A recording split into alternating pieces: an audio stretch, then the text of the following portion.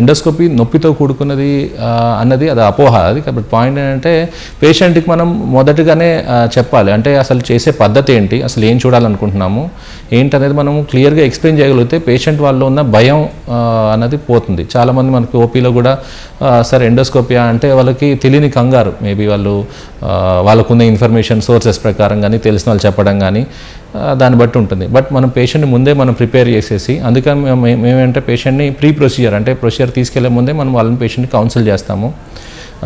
ఎంతసేపు పట్టిద్ది, ఏంటి, ఎలా ఉండాలి అన్నది మనము, అంటే శ్వాస ఎలా తీసుకోవాలి అవి చెప్తాం అనమాట. మనం ఏంటంటే ఎనస్థీషియా ఇచ్చి చేస్తాం కాబట్టి వాళ్ళకి చాలామందికి కన్ఫ్యూజన్ వల్ల వాళ్ళకి ఆ నొప్పిలాగా అనిపిస్తుంది తప్ప అది నొప్పి ఏమి ఉండదు. ఏమన్నా కొంచెం కంగారు ఎక్కువ ఉంటే కనుక కొంచెం ఎనస్థీషియా కొంచెం ఎక్కువ ఇచ్చేసి చేస్తాము.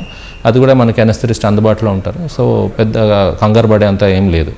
ఎండోస్కోపీ చేసిన తర్వాత మనకి ట్రీట్మెంట్ ఆప్షన్స్ అనేది ఎండోస్కోపీలో మనం చూసేదాన్ని బట్టి ఉంటుంది. సపోజ్ మనకి కడుపులో అల్సర్ ఉందనుకోండి, దానికి మనము అల్సర్కి తగిన ట్రీట్మెంట్ పీపీఎస్ అంటాం, అంటే ప్యాంటోప్రజోల్, ఎస్మోప్రజోల్ ఇలాంటి టాబ్లెట్స్ ఇవ్వడం జరుగుతూ ఉంది.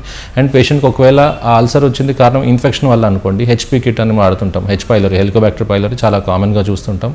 ఆ బ్యాక్టీరియా ఇన్ఫెక్షన్ క్లియర్ చేయటము. లేదు కొన్ని రకాల పేషెంట్స్కి ఎండోస్కోపీ చేసినప్పుడు బ్యాండింగ్ చేయడం జరుగుతూ ఉంటుంది. అంటే లివర్ పేషెంట్స్ ఉన్న వాళ్ళకి బ్యాండింగ్ చేయటము, లేకపోతే కొంతమంది పేషెంట్స్కి ఏంటంటే ఎండోస్కోపీ చేసినప్పుడు వాళ్ళకి అంతకుముందు పాయిజన్ తాగటం వల్ల దారి మూసుకుపోవటం కానీ, లేకపోతే పొరలాగా వెబ్స్ అంటాం, ఈసోజియల్ వెబ్స్ అలాంటివి ఉంటే కనుక మనం డైలటేషన్ చేసి క్లియర్ చేస్తాం వెబ్స్ని కూడా. సో అది పేషెంట్ టు పేషెంట్ డిపెండ్ అవుతూ ఉంటుంది. అందరికి యూనిఫామ్గా ఎండోస్కోపీ అంటే కేవలం అల్సర్ కోసమే అన్నట్టనే కాదు, మిగతా కారణాలు కూడా ఉంటాయి.